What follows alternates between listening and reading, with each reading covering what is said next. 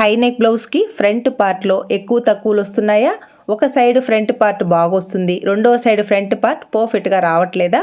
ఒక ఫ్రంట్ పార్ట్కి ఎలా అయితే మీరు డాట్స్ని మార్క్ చేసుకున్నారో సేమ్ అదే విధంగా సెకండ్ సైడ్ ఫ్రంట్ పార్ట్ కూడా డాట్స్ని మార్క్ చేసుకోవాలి.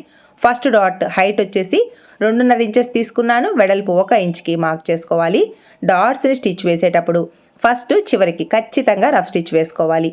ఒక ఫ్రంట్ పార్ట్కి ఎలా అయితే ఖర్చులు తీసుకున్నారో రెండవ ఫ్రంట్ పార్ట్ కూడా అదే విధంగా ఖర్చులు తీసుకోవాలి. ఫ్రంట్ పార్ట్ని స్టిచ్ వేసుకున్న తర్వాత సేమ్ ఇదే విధంగా సెకండ్ సైడ్ ఫ్రంట్ పార్ట్ను కూడా స్టిచ్ వేసుకున్న తర్వాత రెండు ఫ్రంట్ పార్ట్ హైట్ కరెక్ట్గా ఉందా లేదా చెక్ చేసుకోవాలి. షేప్ బెల్ట్ని వీలైనంత స్టిఫ్గా స్టిచ్ వేసుకోవాలి. ఫ్రంట్ పార్ట్ చెస్ట్ క్రిందికి జారకుండా ఉండాలి అంటే ఖచ్చితంగా షేప్ బెల్ట్కి ప్యాంట్ క్లాత్ అయినా తీసుకోండి, కాటన్ క్లాత్ అయినా తీసుకోండి.